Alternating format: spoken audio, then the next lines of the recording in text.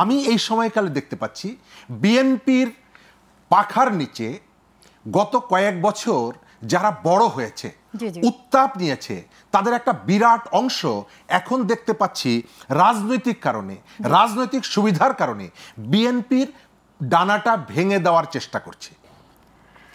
আমি আবারও আপনার কাছে ফিরে আসছি। আমি একটু জানতে চাইব শরীফুজ্জামান শরীফ ভাই আপনার কাছে, আপা যেটা বললেন যে ওরা সংস্কার প্রস্তাব দিয়েছে এবং লিখিত সংস্কার প্রস্তাব দিয়েছে, আপনি কি মনে করেন বিএনপি সংস্কার চায়? আপনাকে ধন্যবাদ, দর্শক শ্রোতাদেরকে ধন্যবাদ, আমার সাথের আলোচককে শুভেচ্ছা।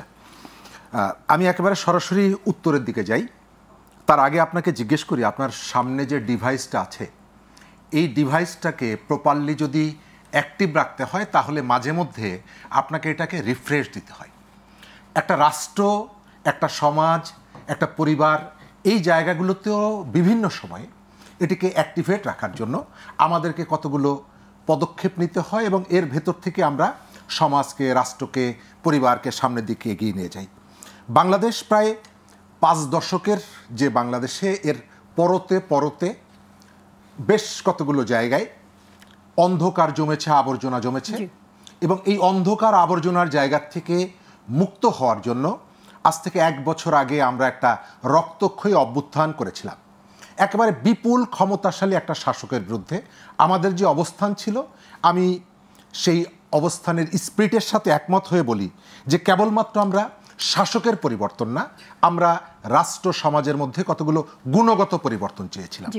এখন এই গুণগত চাওয়া, পরিবর্তন চাওয়াটা, এটাকে শুধুমাত্র ইন্ডিভিজুয়ালি আমরা আমাদের জায়গা থেকে, নতুন রাজনৈতিক দল এনসিপির জায়গা থেকে এরা চেয়েছে না, সম্মিলিতভাবে চেয়েছিলাম বলেই কিন্তু আমাদের গণঅভ্যুত্থানটা হয়েছে। ওই জায়গাটায় আমি আসছি। তাহলে আজকে আমরা কেন দূরত্ব হয়ে যাচ্ছে? এই জায়গাটায় আসছি। প্রশ্ন হচ্ছে যে বিএনপির কাছ থেকে যে প্রশ্নটা করা হচ্ছে যে বিএনপি কি সংস্কার চায় কিনা। আমি বিএনপির রাজনীতি করি না, তবে একজন অবজারভার হিসাবে এখন পর্যন্ত আমার যেটা মনে হয় যে রাষ্ট্র সংস্কারের যে দাবিগুলো এনসিপি বা নতুন যে প্ল্যাটফর্মগুলোর পক্ষ থেকে তোলা হয়েছে তার অনেক আগে বিএনপি তার পলিটিক্যাল জায়গা থেকে এই দাবিগুলো সামনে নিয়ে এসেছে, অন্যান্য রাজনৈতিক দলগুলো সামনে এনেছে। কিন্তু যেহেতু বিএনপি বড় দল, সেই কারণে বিএনপির আলোচনাটা মিডিয়া অন্যান্য জায়গাতে কাভার করেছে বেশি। তবে যদি কেউ অভিযুক্ত করে যে বিএনপি এই জায়গাটায় একেবারে সনাতনী রাজনীতি ধরে নিয়ে সে ক্ষমতায় যেতে চায়, আমার মনে হয় যে বিএনপির সাথে এটি খুব অবিবেচনা করা হবে। আপনি খেয়াল করবেন যে এই সময়কালে রাজনৈতিক দলগুলোর মধ্যে ভিন্নতা আছে বলেই তো এখানে অনেকগুলো পলিটিক্যাল পার্টি। যদি সবার মধ্যে প্রত্যেকটা বিষয়ে আমরা যদি একমত হতাম তাহলে কিন্তু এখানে বিভিন্ন পলিটিক্যাল ব্যানারে রাজনীতি করার দরকার হয় না। আমরা কিন্তু দেখতে পাচ্ছি কিছু কিছু জায়গায় তারা কিন্তু অনেকটা একসুরেই গাইছেন। যেমন আমরা আজকে যদি সারাদিনের গণমাধ্যমে আসা নিউজগুলো দেখি, সেখানে দেখেন জামায়াত বলছে যে সংস্কার ও বিচার ছাড়া নির্বাচন সম্ভব না। ঠিক আবার দেখি গণ অধিকার পরিষদের নূর যেটা বলছেন যে সংস্কারবিহীন যদি তড়িঘড়ি কোনো নির্বাচনে গেলে আবারও গণ অভ্যুত্থানের একটা সম্ভাবনা থাকে। তো ওদের এই মানে শোটটা কিন্তু অনেকটা এক জায়গায় গিয়ে দাঁড়াচ্ছে। সেই জায়গা থেকে কিন্তু বিএনপিকে মনে হচ্ছে একটু দূরত্বে চলে যাচ্ছে। আমি ওই জায়গাটায় আসবো যে বিএনপিকে সংস্কার চায়। ইতিমধ্যেই যে সমস্ত জায়গাগুলোতে আলোচনার মোটামুটি এক পয়েন্ট এসেছে, খুব ইম্পর্ট্যান্ট একটা ইস্যু হচ্ছে সংবিধানের 70 অনুচ্ছেদ, যেটা নিয়ে বাংলাদেশের সব থেকে বেশি আলোচনা হয়েছে যে আমাদের পার্লামেন্টটাকে ইফেক্টিভ করতে হলে পার্লামেন্ট মেম্বাররা তারা এই এমবার্গোর কারণে, এই ভয়ের কারণে তারা অনেক বিষয়কে অনৈতিক মনে করলেও দলের ভয়ের কারণে সে পার্লামেন্টে গিয়ে এই 70 অনুচ্ছেদের কারণে চুপচাপ বন্ধ থাকত, মুখ বন্ধ করে রাখত।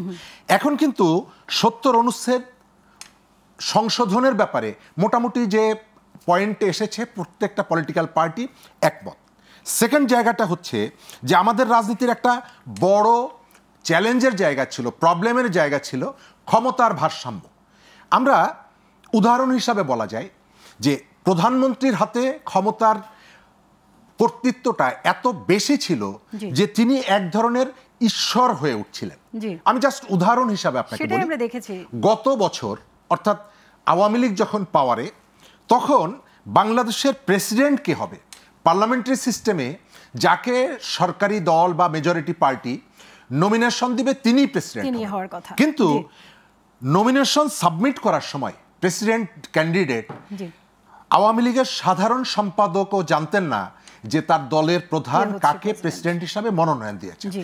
এমনকি যাকে প্রেসিডেন্ট হিসাবে মনোনয়ন দেওয়া হয়েছে তিনিও জানতেন না যে তাকে প্রেসিডেন্ট হিসাবে মনোনয়ন দেওয়া হয়েছে। এই সুযোগটা কি কারণে? কারণটা হচ্ছে প্রধানমন্ত্রীর একচ্ছত্র ক্ষমতা। এই ক্ষমতা রিফর্ম করার জন্য ইতিমধ্যে আপনি দেখছেন যে রাজনৈতিক দলগুলো একমত হয়েছে। সুতরাং আপনি যদি বলি যে অমুক রাজনৈতিক দল তমুক রাজনৈতিক দল এই জায়গাটায় কোনো ধরনের সংস্কার চাচ্ছে না, এটা আমি বলতে পারি, এবং সেটা বলার উদ্দেশ্যটা হবে তাকে একেবারে কোণঠাসা করে ফেলা।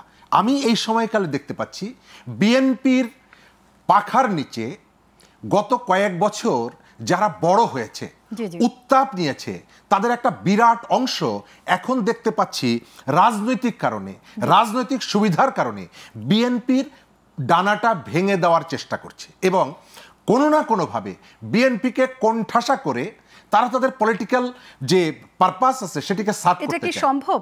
কারণ আমি যদি সংখ্যাগরিষ্ঠতা বলি, বিএনপির এই মুহূর্তে সবচেয়ে বেশি গ্রহণযোগ্যতা। এটা অনেকটা সম্ভব, কোথাও কোথাও সম্ভব। আপনি এ টু জেড পারবেন না, কিন্তু আপনি সোশ্যাল মিডিয়ায় দেখবেন যে প্রচারণাগুলো হচ্ছে, আপনি খেয়াল করে দেখবেন। আমি একটা উদাহরণ দিই। কিছুদিন আগে সোশ্যাল মিডিয়ায় একটা নিউজ এলো যে মির্জা ফখরুল ইসলাম আলমগীরের ছেলে বর্তমান সরকারের সমালোচনা করেছে এবং এটা ভাইরাল হয়ে গেল। জি। কিন্তু তারপরে নিউজ এলো যে মির্জা ফখরুল ইসলামের কোনো ছেলে নাই, ছেলেই নেই।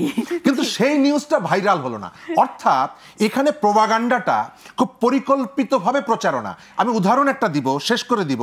কয়েকদিন আগে মহাখালীতে একটা হোটেলে বিএনপির পরিচয়ে, যুবদলের পরিচয়ে একদল মাস্তান হামলা করেছে এবং তাদের ভেতর থেকে কয়েকজনকে বহিষ্কার করা হয়েছে। এখন বিএনপি কিন্তু একটা পলিটিক্যাল পার্টি, সে কিন্তু গভর্নমেন্ট না, জি। তার হাতে কিন্তু ল এনফোর্সমেন্ট গ্রুপগুলো তার হাতে নেই। তো বিএনপি তার কাজটি করলো, সারা দেশে বিএনপির নেতাকর্মীদের একটা অংশ যা খুশি তাই করছে, বিএনপির কোনো নির্দেশ সিদ্ধান্ত মানছে না, এটাকে অস্বীকার করা যাবে না।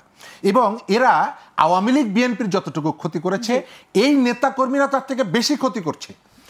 নিশ্চয়ই আপা এর সাথে দ্বিমত পোষণ করবেন না, কিন্তু দেখা যাচ্ছে প্রশাসনের পক্ষ থেকে এই অপরাধীদের দমন করার ক্ষেত্রে যে ধরনের অ্যাকশন নেওয়া দরকার, কেন যেন প্রশাসনও সেই জায়গাটায় একেবারে হাত গুটিয়ে থাকছে। আমি ধারণা করি এর ভেতর থেকে একটা অংশ চাইছে যে বিএনপির এই যে বেপরোয়া কর্মীরা, তারা তাদের অপরাধের মাত্রাটা আরও যত বিস্তৃত করবে, আরও যত হিংস্র হয়ে উঠবে, ততই বিএনপিকে কোণঠাসা করা যাবে।